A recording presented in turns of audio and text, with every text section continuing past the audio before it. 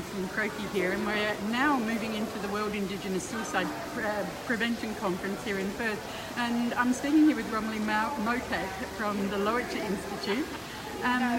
Romlie, how's it been so far? What's your takeaways? We're just actually seeing Pat Dudgeon, who's the convener of the organisation too. It's a busy time. It is. Yeah. Romlie, the takeaway so far, I mean, what I've got really is, as we all know, that our solutions to the kinds of issues that are confronting us as Indigenous peoples rest with our communities. I mean, it's as simple as that.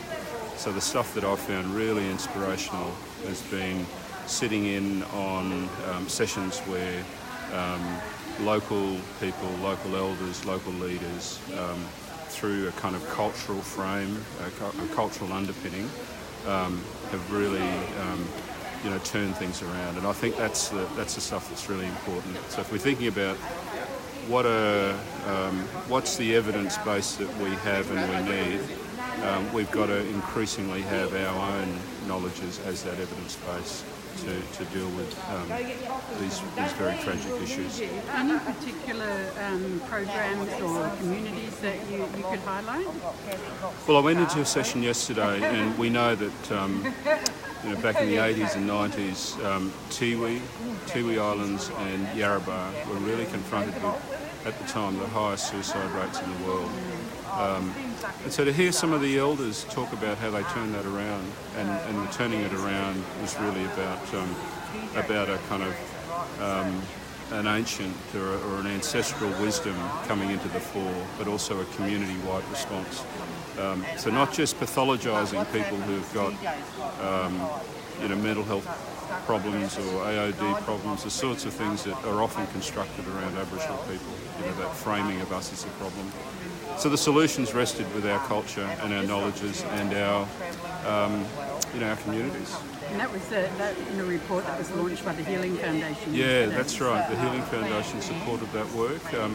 And of course the other, there's just such a wealth of knowledge that sits within this conference, but the other was the APY, the NPY Women's Council.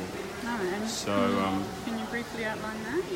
Well, that was so profound in so many ways, but at the same time so kind of innovative and modern in a contemporary world.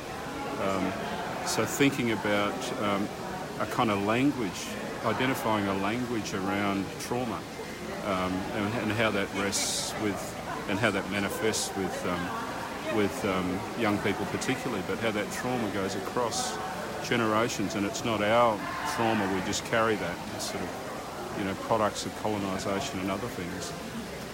But the modern, the technological stuff is, having NPY Women's Council develop apps, for example, and how the women have done a lot of work, and now the men are finding those solutions as well for the men. So this will be a gift to the world, which is really the segue into this World Conference now.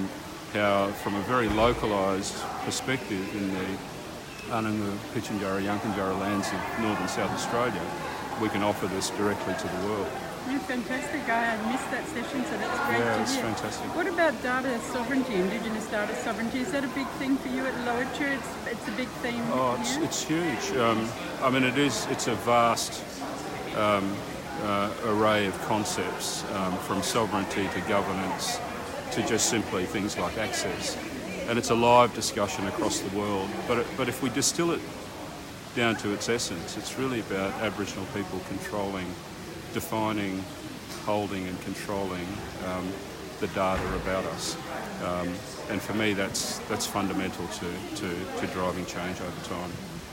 Fantastic. Thanks, Ron. It'd be really good to catch up perhaps after we've had a couple more days.